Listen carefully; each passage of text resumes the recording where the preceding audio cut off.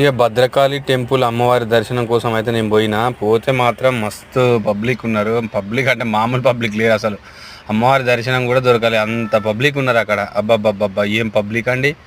ఎండలు కొడుతున్న కాళ్ళు కాలుతున్న అట్లనే నడుస్తున్నారు తప్ప ఏం పబ్లిక్ అనుకున్నాం. అమ్మవారి దర్శనం కోసం ఎగబడి వచ్చారు జనాలు మాత్రం మామూలుగా రాలేదు అసలు. భద్రకాళి అమ్మవారి టెంపుల్ ఇక్కడ మన వరంగల్ దగ్గర, ఇక్కడ 1000 స్తంభాల గుడి పక్కన వస్తే నేను లోపల చూస్తే ఓరి నాయను ఓరి దేవుడా అమ్మమ్మమ్మ ఏం పబ్లిక్ రా నాయన. ఇక నేను తట్టుకోలేక అటు పోయినా. ఇక కాళ్ళు కడుక్కున్నా. మస్తు పబ్లిక్ ఉన్నది. ఇక కాళ్ళు అయితే కడుక్కుందాం అని చెప్పి కాళ్ళకాడికి పోయినా. గోమాతను మొక్కిన. ఇక దండం పెట్టుకున్నా. ఇక కాళ్ళు అయితే కడుక్కున్నా. అటు ఇటు చేసి ఇక దేవుని కాడికి పోయి దేవుని మొక్కుదామని ఇక గోమాత కాడికి అయితే పోయినా. గోమాతను మొక్కిన. ఇక గోమాతను మొక్కిన తర్వాత గోమాత దర్శనం అయితే తీసుకున్నా. పబ్లిక్ అయితే మాత్రం చాలా పబ్లిక్ ఉన్నారు. మామూలు పబ్లిక్ లేరు. ఇక ఎంత ఉడకపోస్తుంది అంటే అంత ఉడకపోస్తుంది.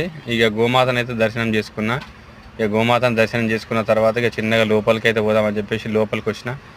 ఇక లోపలికి పోతున్నా. ఇక ఆడ ఒక దర్శనం అయితే అయిపోయింది. గోమాత దర్శనం అయిపోయిన తర్వాత లోపలికి పోతుంటే మాత్రం ఫుల్ పబ్లిక్. అబ్బబ్బబ్బబ్బబ్బా ఏం పబ్లిక్ అర్రర్ర రామశంకర. ఏం పబ్లిక్ అంటే మామూలు పబ్లిక్ లేదు. ఉడకపోతే మాత్రం తుక ఉడుకుతుంది. ఆ లడ్డు కాడ లైన్ చూస్తే నాయన ఏం లైన్ ఉంది అనుకో, మస్తు లైన్ ఉంది.